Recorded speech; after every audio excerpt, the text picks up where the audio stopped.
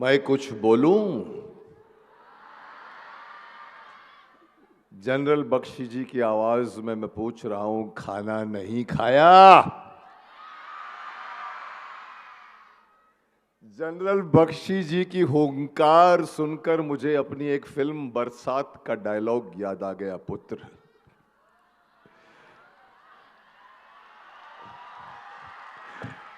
जिसमें जिसमें राज बब्बर को कहता है बॉबी देओल का फादर, अरे साहब जी, शेर गुर्राता नहीं है, शेर दहाड़ता है। और जब शेर दहाड़ता है ना, तो बड़ों बड़ों की पतलून गीली होती देखी है हमने। ये हमारे जनरल बख्शी जी की हुंकार एक सिंह की हुंकार है। ये कायर को भी वीर बना दे, ये असैनिक को भी सैनिक बना दे, और नींद में सोते हुए इंसान को भी ऊपर खड़े होकर AK-47 लेकर खड़ा हो जाने पर उकसा दे। ये हमारे जनरल बख्शी जी की हुंकार थी। और मैं समझता हूं कि समय की मांग यही है। मैं यही बात बोलने जा रहा था और हमारे स्वामी जी ने मेरी बात पहले ही बोल दी। मैं यही बोलने जा रहा था कि भीष्म पितामह ने भी यही कहा था कि देश की सीमा माता के वस्त्र की भांति उज्जवल होती है पुत्र, उज्जवल होती है। उसकी सदैव रक्षा करना, उसकी सदैव रक्षा करना। अगर कोई देश का विभाजन करने की मांग करे तो कुरुक्षेत्र के मैदान पर आ जाओ पुत्र, लेकिन कभी भी देश का विभाजन मत स्वीकार करो।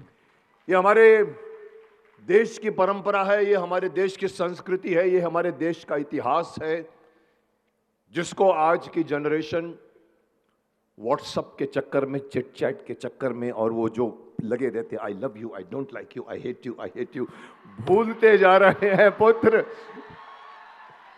भूलते जा रहे हैं। आप लोग सभी जो एक समझते हैं कि आप लोग मॉडर्न हो गए हो, मॉडर्न कभी नहीं होती, संस्कृति कभी मॉडर्न नहीं होती। संस्कृति को जिस दिन मॉडर्न करोगे वो खत्म हो जाएगी पुत्र, वो खत्म हो जाएगी। एक बार मुझे याद है मेरे डिस्कशन में महेश भट्ट के भाई, अब मुकेश भट्ट का नाम सुना होगा आपने, एक डिस्कशन में मैंने कुछ बोला तो मुकेश भट्ट ने मुझे कहा, Mukesh ji you are living in 1955।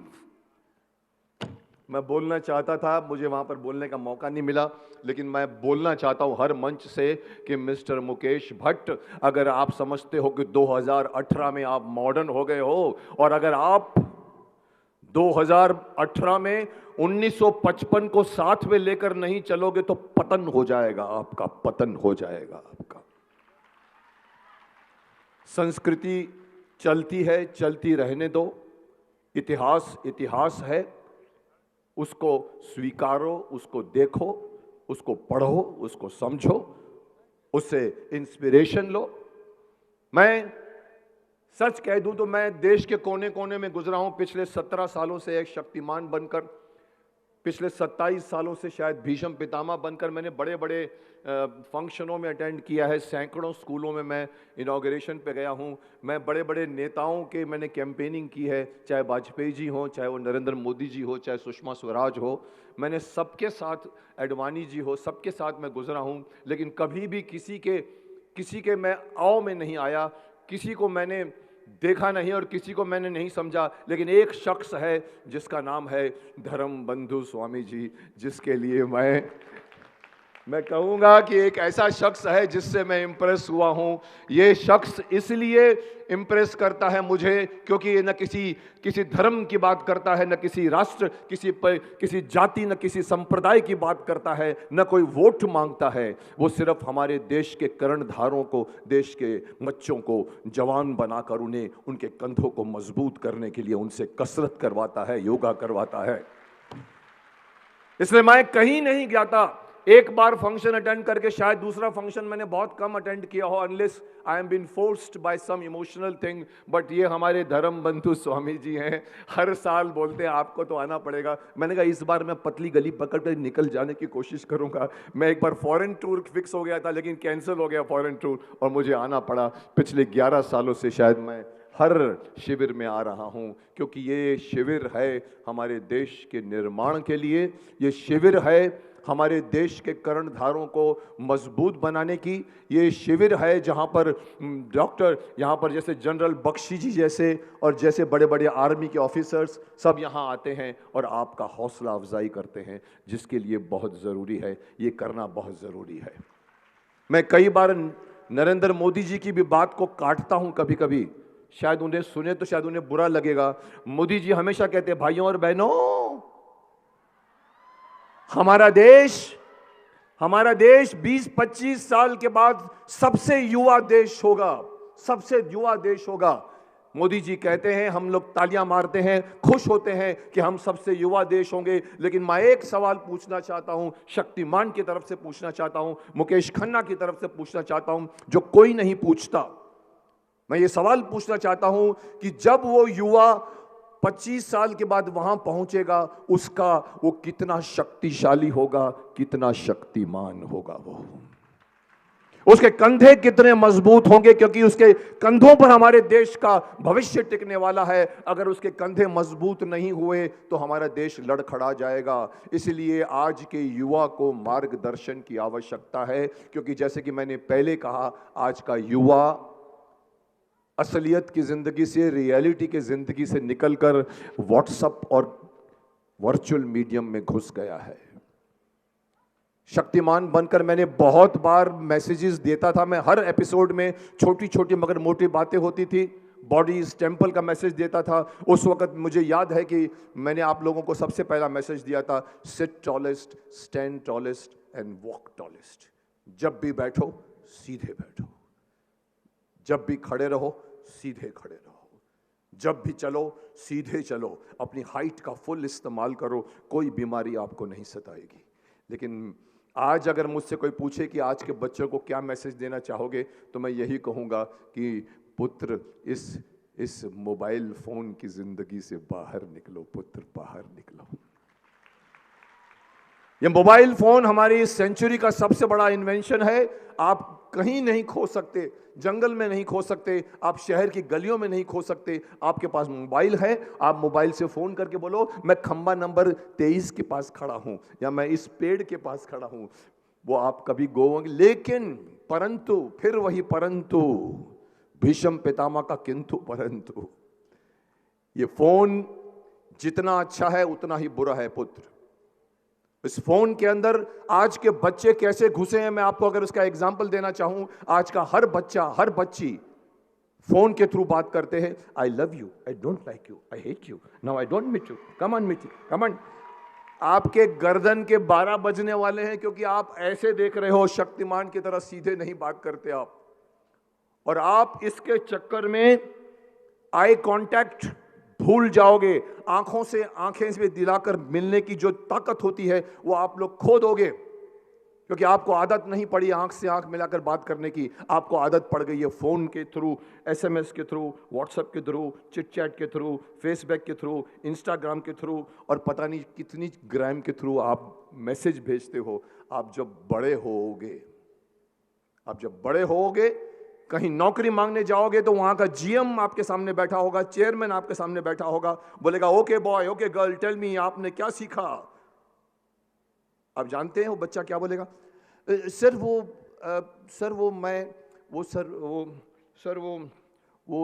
वो मैंने MBA किया है। वो आंख से आंख मिलाने की आदत छोड़ चुका होगा। मैदान में शकुनी के सारे भांजे खत्म हो गए, लेकिन खत्म नहीं हुए हैं, बैठे हुए हैं, पावर को बंद ऑन करने में बैठे हुए हैं। सो मैं कह रहा था कि वो बच्चा आंखों से आंखें मिलाने की उसकी आदत चली गई होगी। और मैं हमेशा से कहता आया हूं कि सही मायने में जो आंख से आंख मिलाकर बात करता है, सही मायने में वही मर्द होता है। अगर आप आंख से आंख मिलाकर बात नहीं कर सकते, कर नहीं पा रहे, तो या तो आपने कुछ गलत किया है, या तो आपने कुछ कॉन्फिडेंस की कमी है। इसलिए ये व्हाट्सएप चिट चैट से बाहर निकलिए, उसको उतना ही यूज कीजिए जितना यूज करना चाहिए, उससे ज्यादा यूज मत कीजिए। क्योंकि लोग कहते हैं कि सोशल मीडिया। आपने मेरी एक सीरियल देखी होगी शायद, जिसका नाम था प्यार का दर्द है।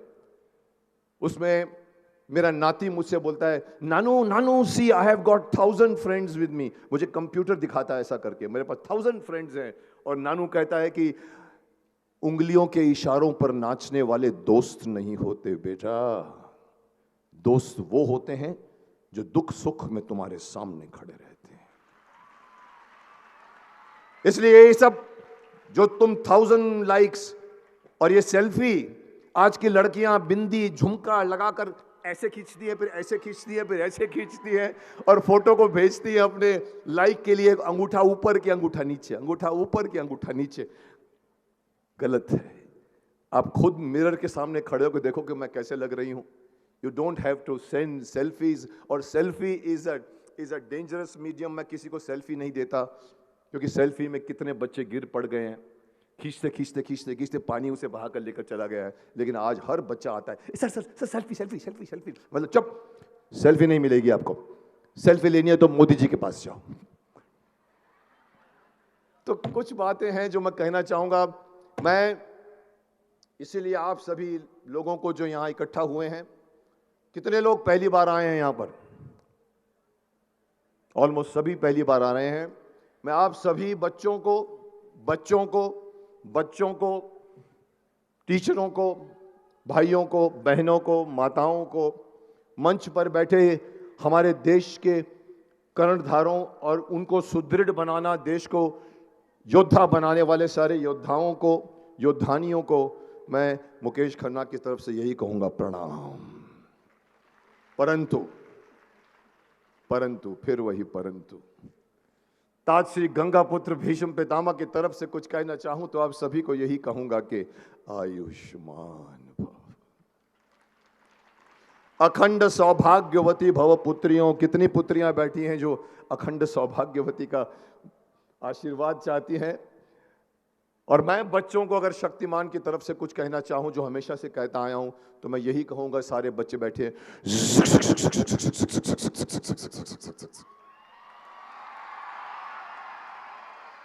वो बच्चा वहां से सोच रहा है कि अभी तक उड़ के क्यों नहीं चला गया। मेरी एक साथ दो इमेज चलती हैं, एक साथ, 2 different distinct identities I have to live every moment of my life. मेरे सामने एक माताजी मुझसे डबल उम्र की ऐसी खड़ी हो जाती। मैं बोलता हूं, माताजी आप बुजुर्ग हैं, वैसे डबल उम्र की हो नहीं सकती क्योंकि मेरी उम्र ही 160 साल है, 160 इयर्स। वो माता जी मेरे सामने खड़ी होती है, मैं कहती हूँ माता जी आप बुजुर्ग हैं, आप आशीर्वाद दीजिए। बोले नहीं नहीं, तमें ते पितामह छो, हमारी बहू छे। मुझे बोलना पड़ता अखंड सौभाग्यवती भव। साथ में ये भी कहती है कि हम तो आपको पितामह के रूप में जानते हैं, ये बच्चा पागल है आपके लिए, शक्तिमान के लिए। अब बच्चा ऐसा करके देखता है मेरे को, और बच्चा अक्सर मेरा स्कार्फ पकड़ के कहता है, ए उड़ के दिखाओ ना।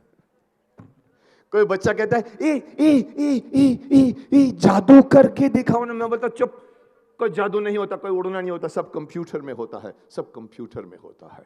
Well, I have lived my life with 2, I can add one more dialogue here, I have lived my life without wife, that is one issue, but I have lived my life with these 2 images, जो distinct images, different images हैं। हर moment of my life मुझे ये दोनों image साथ लेके चलने पड़ते हैं। और मैं आज बैठा हूँ आप लोगों के सामने। ये फिर से बता दूं, यहाँ जितने बड़े बड़े वक्ताओं ने आपको बातें बताई हैं, मैं सिर्फ इतना ऐड करना चाहूँगा, ये वो शिविर है जहाँ पर आप लोग सिर्फ, जैसे स्वामी जी कहते हैं कि लिखिए, नोटबुक पे लिखिए। ये 7 दिन का शिविर, ये 10 दिन का शिविर, सिर्फ 10 दिन का शिविर नहीं है, ये पूरे साल का शिविर होना चाहिए। क्योंकि आप जो कुछ भी यहाँ से सीख कर जाते हो उस पर अमल कीजिए। आपको सुबह उठकर अगर कराटे सिखाया जाता है, योगा सिखाया जाता है, पकड़ो उसको, घर में जाकर उसको एक्सरसाइज करो। क्योंकि जब तक आप एक्सरसाइज नहीं करोगे तब तक आप शक्तिमान नहीं बन सकते। मैं हमेशा से ये कहता हूं कि एक बबूल, एक पुराने जमाने में एक ऐड आती थी, सुबह बबूल की तो दिन तुम्हारा। ये टूथपेस्ट की ऐड थी, सुबह बबूल की तो दिन तुम्हारा। मैं आज उसको चेंज करके हमेशा बोलता हूं, सुबह कसरत की तो दिन तुम्हारा। Give 40 minutes, give 1.5 hours, give 2 hours, जितना आप दे सकते हो। सुबह उठो, आप ब्रह्म मुहूर्त में उठो। आप 4 बजे से लेकर 6 बजे का टाइम ब्रह्म मुहूर्त का टाइम होता है। और यहाँ पर स्वामी जी सिखाते हैं आपको सुबह सुबह 5:30 बजे उठाकर, जब तक सूरज नहीं उगता तब तक का मुहूर्त ब्रह्म मुहूर्त कहा जाता है। उसमें जो कुछ भी किया जाए वो आपकी जिंदगी को फायदा देता है। उस टाइम पर आप एक्सरसाइज करो, पढ़ो, कुछ भी करो, सुबह उठ जाओ। अक्षय कुमार की मैं एक बात कहना चाहूंगा, one of the fittest man in the industry. मेरे साथ पहली फिल्म सौगंध की थी उसने। उसको मैं एक चीज के लिए एडमायर करता हूं, is the fittest person in the industry. उसने एक कभी स्टेटमेंट दिया किसी जगह पर कि आपकी इस तंदुरुस्ती का क्या राज है। बहुत अच्छी बात कही। बोला, for the last 30 years I have not missed a single sunrise. Can you imagine? उसने कहा कि पिछले 30 सालों से मैंने एक भी सूर्योदय मिस नहीं किया है। बहुत बड़ी बात है। मैंने देखा उसको, जब मैं शूटिंग करता था बेंगलोर में, सुबह 6 बजे ऊपर जाके एक्सरसाइज टेरेस पे कर रहा होता था। वो आदमी जो कह रहा है हमारे इंडस्ट्री पर एक बहुत बड़ा तमाचा है, क्योंकि हमारे इंडस्ट्री के लोग रात को 2 बजे सोते हैं, 2:30 बजे खाना खाते हैं। आजकल की जो यूथ है जो डिस्को में जाती है, रात को 4 बजे घर लौटती है, दोपहर के 12 बजे उठती है। वो सन जो आपको जिंदगी देता है, जीवन देता है, विटामिन डी देता है, जिसकी वजह से सारे फूल पत्ते, आपके वजन, आपकी बॉडी, आपकी चमक, वो जो सन आपको फ्री देता है, उसको आप लोग देखते तक नहीं। ये सबसे बड़ा दुर्भाग्य है आप लोगों के लिए। इसे सुबह उठने की आदत करो। मैं 9:30 से 10 बजे सो जाता हूं। मैं सोता हूं जब लोगों का दिन शुरू होता है। मैं हर पार्टी को मना करता हूं। मैं आपको बता दूं, मैं इंडस्ट्री में पिछले 35 साल से शायद ज्यादा मैं इंडस्ट्री में हूं। मैंने आज तक बियर नहीं चखी है। आज तक मैंने सिगरेट नहीं पी है। ये लोगों के दिमाग में होता है कि एक्टर है तो सब कुछ करना चाहिए। एक्टर है, स्टार है, पहले वो इंसान है, पहले वो मनुष्य है। वो शरीर उसके पास भी है और औरों के पास भी है। शरीर की कदर करो। शक्तिमान यही कहता था कि आप शरीर की कदर करो। शरीर मंदिर है, उसकी पूजा करो। आपके काम आएगा, किसी और के काम में नहीं आएगा। इसलिए मैं यही कहना चाहता हूं कि शरीर को पहचानो, उसकी पूजा करो। आप मंदिरों की पूजा करते हो, लेकिन शरीर की पूजा करो। और शरीर की पूजा करने का मतलब होता है कि आप शक्तिमान के बताए वो रास्तों पे चलो। आप कुछ भी करो, जरूरी नहीं है कि कुंडलिनी जो आपकी शक्तिमान जब बैठता है तो आपको दिखता होगा पिछले 7 चक्र, मूलाधार चक्र, स्वाधिष्ठान चक्र, मणिपूरक चक्र, अनाहत चक्र, विशुद्धि चक्र, आज्ञा चक्र और सहस्त्रार चक्र। जब आपकी कुंडलिनी मूलाधार चक्र से ऊर्ध्वगामी होते होते सहस्त्रार चक्र पर आती है तो आप पंडित गंगाधर विद्याधर मायाधर ओंकारनाथ शास्त्री से क्या बन जाते हैं? आप शक्तिमान बन जाते हैं। लेकिन जरूरी नहीं है आपको अपनी कुंडलिनी जागृत करने की। आपको कोई, उसने 14 साल तक साधना की थी, आप अगर 14 महीने भी रेगुलर होकर एक्सरसाइज करो पुत्र, तो आप अपने नेक्स्ट बैठे हुए दोस्त से ज्यादा शक्तिशाली बन जाओगे, ज्यादा शक्तिमान बन जाओगे। और that is the way to do and become Shaktimaan. और आज जैसे कि बख्शी साहब ने कहा है, आज देश में शक्तिमानों की आवश्यकता है, कायरताओं की आवश्यकता नहीं है, वीरता की आवश्यकता है, वीर पुरुष की आवश्यकता है। भय नहीं होना चाहिए उसके अंदर, डर नहीं होना चाहिए। बहुत अच्छा उन्होंने पूछा, आपने जवाब दिया, क्योंकि आपने गब्बर सिंह को सुना था, जो डर गया सो मर गया। ये फिल्म का डायलॉग याद है उनको।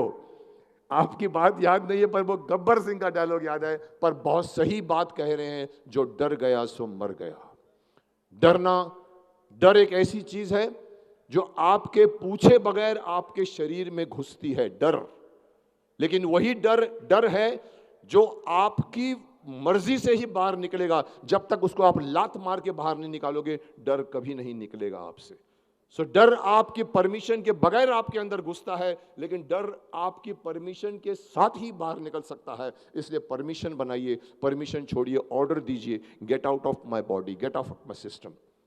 डर से बाहर निकलिए। लेकिन डर नहीं होगा, सब चीज को फेस करो। जिंदगी एक एक पल संघर्ष का पल है। हर पल ऑफ योर लाइफ इज संघर्ष। You have to learn for आपको उसके अंदर मोटिवेशन ढूंढना पड़ता है। कभी भी बेकार मत बैठो, छोटे मोटे काम करते रहो, क्योंकि खाली दिमाग शैतान का घर होता है, खाली दिमाग किल्विश का घर होता है।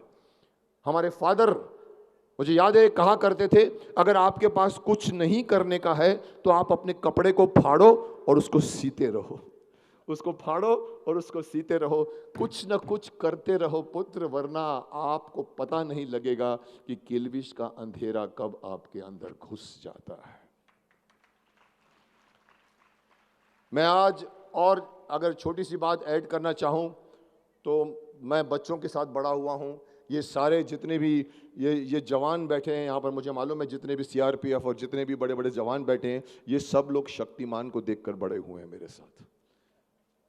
मैं किसी भी फंक्शन में जाता हूं, मैं श्रीनगर में गया था, मुझे याद है श्रीनगर में हर 300 यार्ड के बाद में एक सीआरपीएफ का जवान खड़ा रहता मशीन गन उठा के। ऐसे उनको पता लगा कि मैं आया हूं तो मेरे को एक जवान ने मेरी गाड़ी के पास आके कहा, सर हम आपका शक्तिमान देखते थे। मैंने कहा हाँ मुझे मालूम है सर, हम स्कूल बंक करके देखते थे। मैंने कहा हाँ मुझे मालूम है। ये सारे लोग शक्तिमान देखकर बड़े हुए हैं, ये सब बड़े हुए हैं, और शक्तिमान के साथ मैं आप लोगों के साथ छोटा होता चला गया हूं। इसलिए मैं कहता हूं कि मेरी उम्र 160 साल है, लेकिन उम्र कुछ नहीं होती पुत्र, उम्र वो होती है जो दिखती है। उम्र इज जस्ट नंबर्स। इसीलिए मैं कहता हूं मैं 160 साल हूं, उम्र कुछ नहीं होती। आप अपनी जिंदगी ठीक रखोगे, आचार विचार ठीक रखोगे, मेहनत करोगे, डिसिप्लिन करोगे, उम्र कभी नहीं दिखेगी आपके चेहरे पर। मैं इसीलिए बताना चाहता हूं कि शक्तिमान को मैं फिर से ला रहा हूं, और शक्तिमान मुझे फिर से बनना पड़ रहा है। इसीलिए मैं ही शक्तिमान बनकर मैंने 8 केजी कम किए, मैं और कम करता जा रहा हूं। शक्तिमान एक बार फिर से मैं लाने की कोशिश कर रहा हूं, क्योंकि जहां भी जाता हूं, जिस गांव या शहर में जाता हूं, बच्चा मुझसे मिलता है, बोलता है एक किल्विश कब मरेगा। मैं बोलता मरेगा मरेगा। बच्चों को कहूंगा एक्सरसाइज के साथ पढ़ो, लेकिन कभी भी स्ट्रेस लेकर मत पढ़ो। कभी भी ये मत समझो कि एसएससी में फर्स्ट आना है, सेकंड आना है। कभी भी स्ट्रेस के साथ मत पढ़ो।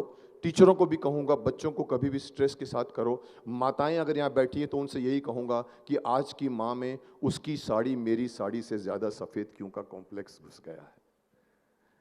सहेली का बेटा नंबर 2 पर आया है, उसका बेटा 8 पर आया, तो कान पकड़ के बोलती पढ़ पढ़ पढ़ पढ़। बच्चा बोलता पढ़ता हूं पढ़ता हूं पढ़ता हूं पढ़ता हूं। मत करो आप। हर बच्चे की ग्रास्पिंग पावर अलग होती है। उन सभी बच्चों को भी मैं ये कहना चाहूंगा, कभी भी स्ट्रेस में मत पढ़ो। बड़ों को भी कहना चाहूंगा, कभी भी स्ट्रेस में मत पढ़ाओ कि एसएससी में फर्स्ट आना है। उनको मैराथन के लिए तैयार करो, 100 मीटर की रेस के लिए मत तैयार करो, क्योंकि एसएससी एचएससी में इतना वजन डालोगे थक जाएंगे वो। मैं उनको सिर्फ जिंदगी का एक अपना रहस्य बताकर अपनी बात खत्म करना चाहूंगा। मैं बताऊंगा मुकेश खन्ना की जिंदगी का एक रहस्य कि मैं अपनी क्लास में 27वां नंबर आया था। I was 27th in my class, जिसमें 50 लोगों की क्लास थी, और मैं 27वां नंबर पर आया था। और मैंने अपने भाई को जो अमेरिका रह रहे थे, मैंने लिखा मैं 27वां नंबर आया हूं। कोई शर्म नहीं थी, कोई झिझक नहीं थी। उसी गर्व से मैंने लिखा जैसे आज का बच्चा कहता है मैं फर्स्ट आया हूं, मैं सेकंड आया हूं। लेकिन आप लोगों को बता दूं, वही मुकेश खन्ना आज जिंदगी के उस मुकाम पर पहुंचा हुआ है जहां बहुत से लोग पहुंचना चाहते हैं। मैं आप लोगों को बता दूं कि मैंने पढ़ाई की है, मैं बीएससी एलएलबी हूं। लेकिन मैं आप लोगों को बता दूं, जिस मुकाम पर आज मैं हूं वो इसलिए नहीं कि मैं एसएससी में फर्स्ट आया हूं, इसलिए नहीं कि मैं बीएससी में फर्स्ट आया हूं, इसलिए नहीं कि मैं एलएलबी में फर्स्ट आया हूं, इसलिए कि मैंने जिंदगी का एग्जाम पास किया है। इसलिए मैं चाहूंगा बच्चों को भी साफ सामने से कहना चाहूंगा, माओं को भी कहना चाहूंगा, टीचरों को भी कहना चाहूंगा, उनको जिंदगी के एग्जाम्स के लिए तैयार कीजिए। मैंने अपना एक चैनल शुरू किया है, मुकेश खन्ना का ऑफिशियल यूट्यूब चैनल शुरू किया है, मुकेश खन्ना ऑफिशियल यूट्यूब, जिसमें मैंने कहा है कि पूरी की पूरी शिक्षा प्रणाली को बदल डालो। आज का बच्चा बस्ता लेकर नहीं बिस्तरा लेकर आता है, ऐसे लगता है कि जैसे वो माउंटेनियरिंग पे जा रहा हो। तो सिस्टम को चेंज करने की जरूरत है, और मैं यही चाहूंगा हंसते हंसते पढ़ाओ। मेरा ये मानना है कि गुरुकुल सिस्टम को वापस लेकर आओ। ये जो आप यहाँ पर बैठे हैं, ये गुरुकुल सिस्टम है। आई विश कि सारे शास्त्री जो शिक्षा के हैं वो सारे सिस्टम को चेंज कर कर गुरुकुल के सिस्टम पर आ जाए, जहाँ गुरु और शिष्य के बीच में तारतम्य होता है। गुरु शिष्य का नाम जानता है, शिष्य उनके पैर पढ़ते हैं। आज का बच्चा, माफ करना, टीचर आता है, ब्लैक बोर्ड पर लिखता है तो पीछे से चौक मारते हैं, एरोज मारते हैं। बाहर निकलिए, इज्जत कीजिए, गुरु आपको सिखाएगा और आप लोग सीखिए, देश के शक्तिमान बनिए। मैं आप सभी को पितामह भीष्म की तरफ से वो आशीर्वाद देना चाहूँगा जो अपने प्रिय अनुज अर्जुन को दिया करते थे, विजयी भव पुत्र, विजयी भव। Thank you very very much. क्या सुनना चाहोगे पुत्र? महाभारत या सौगंध? कितने लोगों ने सौगंध देखी थी? चौधरी सारंग कितने लोगों ने देखा था? गंगा, चौधरी सारंग का सर कट सकता है, सूली पर चढ़ सकता है, बारूद में फट सकता है, मगर झुक नहीं सकता। अगली बार आना तो अपने बेटे को साथ लेकर आना, ताकि 20 साल पहले हमने जो प्रतिज्ञा ली है उसे हम पूरी कर सकें। ये पहली फिल्म थी अक्षय कुमार की मेरे साथ, जिसमें मेरे और राखी जी के डायलॉग थे। ये बहुत चली थी, गुजरात में इसके कैसेट्स बिकते हैं, राजस्थान में कई लोग मुझसे मिलते हैं, बोलते हैं आपने तो एंड तक अपना गर्दन नहीं झुकाया। वो एक चौधरी सारंग था। महाभारत डायलॉग्स ही डायलॉग्स भरे पड़े हैं। मैं हमेशा तारीफ करता हूं महाभारत के हर डायलॉग की, डॉक्टर राही साहब की डायलॉग की, आयुष्मान भव से लेकर विजयी भव तक इतने डायलॉग्स हैं उसके अंदर। मैं आपको एक या दो सुना दूंगा, बिकॉज स्वामी जी का हमेशा आदेश रहता है कि डायलॉग सुनाए वगैरह हम आपको भेजेंगे नहीं। तो मैं आपको एक सीरियस नोट से बाहर निकलकर अगर एक जोक सुना दूं आपको मैं, जो मेरे पर जॉनी लीवर ने, या पता नहीं मेरे ख्याल से जॉनी लीवर ने ही बनाया था, राजू श्रीवास्तव ने बनाया था, कि मुकेश खन्ना को आयुष्मान भव कहने का बहुत शौक है। जो भी मिलता है आयुष्मान भव, आयुष्मान भव। कोई यहां टच करता है तो बोलता है आयुष्मान भव, कोई यहां टच करता है तो बोलता है आयुष्मान भव। इनके इस आयुष्मान भव की वजह से इनके घर वाले इनसे बहुत परेशान रहते। एक बार इनके घर में एक मुसलमान दोस्त आया, मुसलमान दोस्त, उसको लेकर उन्होंने कहा आयुष्मान का अंदर आके बिठा दिया। मैंने भी जब पिछली बार शक्तिमान बनाया था तो 10 साल के बाद शक्तिमान फिर से बना था। हमने एक शक्तिमान बनाई थी, हमारा हीरो शक्तिमान, और उसमें मुझे वज़न कम करना था तो मैं जिम्नेशियम गया था, तलवरकर जिम में। बहुत साल पहले मैं गया था, जब महाभारत के पहले। तो जहाँ पर मेरी ट्रेनिंग शुरू हुई तो टीचर ने मुझे कहा सर आप कुछ वो लेंगे, पाउडर, सप्लीमेंट पाउडर। मैंने कहा चुप, कोई पाउडर शाउडर नहीं चाहिए मुझे। जो चीज़ नेचुरली बनती है उसको करो। ये पाउडर में स्टेरॉइड्स होते हैं, ये आपकी बॉडी को चिंग चिंग चिंग चिंग चिंग चिंग करके बना देते हैं, लेकिन बाद में अगर आप एक्सरसाइज छोड़ो तो आपके इतने साइड इफ़ेक्ट्स आते हैं। इसीलिए कभी भी कोई भी आदमी, मैं स्वामी जी की भी तरफ से कहूँगा, अपनी तरफ से कहूँगा, अगर आप जिम्नेशियम जाते हो, अगर आप बॉडी बिल्डिंग कर रहे हो, भले 6 महीने, मैंने कहा मुझे ये 6 महीने में कम करना है, मुझे ये 6 दिन में कम नहीं करना है। So don't aim for unnatural things, do it yourself. खाना संभालो अपना, एक्सरसाइज करो, योगा करो। Yoga is the best form of exercise. ओंकार से बड़ा कोई वर्ड नहीं है इस वर्ल्ड में। नासा के लोगों ने तो पता किया है कि सूरज में से भी जो आवाज निकल रही है वो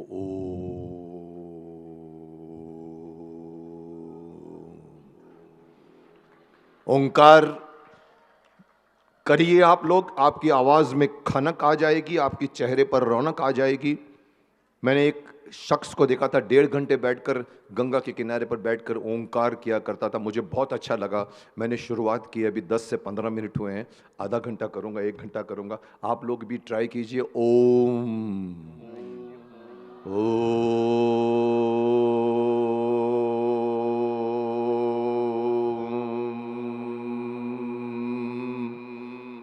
आपका पाचन शक्ति इंप्रूव होगी, आपकी श्वसन शक्ति इंप्रूव होगी, आपका दिमाग इंप्रूव होगा। इतना सशक्त वर्ड है ये ओम, क्योंकि जब सृष्टि नहीं बनी थी जब ब्रह्मांड, जब शुरू में कुछ नहीं था, उस वक्त सिर्फ ओंकार का नाद था। ये प्रभु की आवाज है जिसको नाद कहते हैं, जिसको ब्रह्म नाद कहते हैं हम। तो एक्सरसाइज कीजिए, योगा कीजिए, मेडिटेशन कीजिए, शरीर के अंदर जाने की कोशिश कीजिए। ये गलत बात है कि मेडिटेशन सिर्फ बड़े लोगों की एक्सरसाइज है। कोई भी किसी भी उम्र में अगर बैठ जाए 15 मिनट आंख बंद करके, क्योंकि आंख ऐसी चीज है जिससे हम 60% ऑफ द एनर्जी वेस्ट करते हैं पूरे दिन में। आप बंद करके अंदर जाइए। आजकल के तो बच्चे भाग रहे हैं, भाग रहे हैं, भाग रहे हैं, भाग रहे हैं। क्यों भाग रहे हैं? क्योंकि सामने वाला भाग रहा है। उनको नहीं मालूम क्यों भाग रहा है, लेकिन वो बोलते हैं ये भाग रहा है, इसको कुछ मिलेगा जो मेरे को नहीं मिलेगा। वो भी भागता है, भागता है, भागता है, भागता है, भागता है। फिर पहुंचते हैं यहां पर तो उसको पूछते किसके लिए तू आया था? बोला मेरे को भी नहीं मालूम मैं क्यों आया था, कुछ नहीं मिलता। इसकी जगह पर आप बैठ जाओ, देखो कि मुझे भागना जरूरी है या बैठना जरूरी है। आंख बंद करके अंदर जाओ। अंदर शक्ति का अपार खजाना छुपा हुआ है। अंदर आपके भगवान बैठे हैं, अंदर आपकी कुंडलिनी है, अंदर आपकी आत्मा है। मैं एक छोटी सी बात बताऊं, सुबह कोशिश करता हूं 12 बजे तक फोन अटेंड नहीं करता। 12 बजे तक का टाइम मैंने रखा है, मैं, मेरा शरीर, मेरी आत्मा। I give time to my soul. कौन अपने सोल को देखता है? कोई नहीं देखता। मैं हूं, बॉडी बिल्डिंग कर लेते हैं, शरीर बनाते हैं। मैं मुकेश खन्ना हूं, मैं भीष्म पितामह हूं, मैं शक्तिमान हूं। नहीं साहब, आप वो आत्मा हैं जो हजारों सालों से, लाखों सालों से जी रही है, आपके अंदर है। कोई उसको देखने की कोशिश नहीं करता। जिस दिन आप उसको देख लोगे, साक्षात्कार कर लोगे, आप पूरे ब्रह्मांड का चक्कर लगा सकते हैं। मैं जोक कंप्लीट कर देता हूं। मुकेश खन्ना के परिवार वाले उसके आयुष्मान भव से परेशान है। एक बार उनके घर में मुस्लिम दोस्त आया, मुकेश खन्ना ने उसका स्वागत किया, आयुष्मान करके अंदर बिठा दिया, चाय शाय हुई, गप्पे शप्पे हुए और वो चला गया। मुकेश भाई के घर वाले मुकेश पर चढ़ गए। आपको तो मालूम ही नहीं पड़ता, जिसको भी देखो आयुष्मान भव, आयुष्मान भव, आयुष्मान भव कहते हो। मुकेश ने कहा भैया मैंने उससे आयुष्मान भव नहीं कहा। बोला अरे छोड़ो, आपको पता ही नहीं चलता। आपको सुबह चाय के लिए उठाते तो आप बोलते आयुष्मान भव। अरे वो मुस्लिम है, उसको क्या मालूम आयुष्मान भव क्या होता है। मुकेश ने कहा भैया मैंने उससे आयुष्मान भव नहीं कहा, मैंने उसे कहा आओ उस्मान भाई आओ। ये आयुष्मान भव का है। पितामह भीष्म, धृतराष्ट्र ने विदुर को भवन से बाहर निकाल दिया। निकल जाओ, आप मेरे मंत्री हैं या पांडवों के मंत्री हैं, निकल जाओ हमारे राजमहल से। विदुर को निकाल दिया जाता है और भीष्म पितामह तमतमाते हुए आते हैं। धृतराष्ट्र, धृतराष्ट्र, धृतराष्ट्र, क्या तुमने यह निर्णय ले लिया है कि तुम हस्तिनापुर का विनाश किए बिना नहीं रहोगे? अरे पुत्र, जिस सिंहासन पर बैठे हो उसके नीचे तो आग न लगाओ। यह सिंहासन जल जाएगा, जल जाएगा यह सिंहासन। पर मुझसे भूल क्या हुई है तातश्री? भूल? यदि तुम ये नहीं जानते कि तुमसे क्या भूल हुई है तो तुम राजा बनने के योग्य नहीं हो। वो एक व्यक्ति जो तुम्हारे सामने सर उठाकर सच बोल सकता था, तुमने उसे भी निकाल दिया। अरे मूर्ख, सत्य चाहे कितना ही कड़वा क्यों ना हो, सत्य फिर भी सत्य होता है। सत्य को सुनने, सीखने और स्वीकार करने का साहस कर। भेज किसी को विदुर के पास और बुला भेज। यदि वो नहीं आया तो हस्तिनापुर में फिर कभी सूर्य उदय नहीं होगा। ये राजभवन तुम्हारे समेत अंधकार के गर्त में डूब जाएगा, डूब जाएगा। हस्तिनापुर भी डूब जाएगा, प्राणसला भी।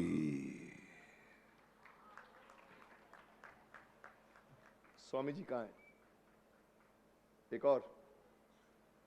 एक और डायलॉग सुनाने की बात कर रहे हैं। शकुनी, दुशासन, दुर्योधन पहुंचते हैं पितामह के पास में। वॉर जब चल रही होती है कि आप हमारे सेनापति हैं या किसी और के सेनापति हैं, तो दुर्योधन कहता है तो पितामह भड़कते हैं। तो शकुनी कहता है इसका ये तात्पर्य नहीं था तातश्री। तो पितामह कहते हैं कृपया आप मुझे गांधार नरेश, कृपया आप मुझे तातश्री ना कहा कीजिए, ना कहा कीजिए तातश्री। ये किंतु शब्द हैं जो अपने से बड़ों को पत्थर की भांति घुमाकर मारने के काम में आते हैं। और अभी अभी दुर्योधन ने जो कुछ भी कहा है उसका तात्पर्य वही था जो मैंने समझा है, जो मैंने निकाला है। और पुत्र दुर्योधन, क्या मेरा ये दुर्भाग्य नहीं है कि मैं तुम्हारे पक्ष में लड़ रहा हूं? तुम्हारे अब जाओ और मुझे इस अपराध बोध के साथ अकेला छोड़ दो। परंतु पितामह, मेरा यही तो दुर्भाग्य है पुत्र दुशासन कि मैं तुम जैसों का पितामह हूं। अगर माता सत्यवती तुम सबों को मेरे पास छोड़कर ना गई होती तो मैं तुम सबको कब का त्याग चुका होता। तुम सबों ने जगह जगह पर बार बार मेरे इन श्वेत केशों का अपमान किया है, परंतु दुर्योधन ये बात समझ लो कि इस अपमान का विश्व पीकर मैं केवल हस्तिनापुर के लिए जी रहा हूं, केवल हस्तिनापुर के लिए। और अगर मेरे पर भरोसा नहीं है तो बना लो किसी और को अपना प्रधान सेनापति, बना लो स्वामी धर्मबंधु जी को अपना प्रधान सेनापति।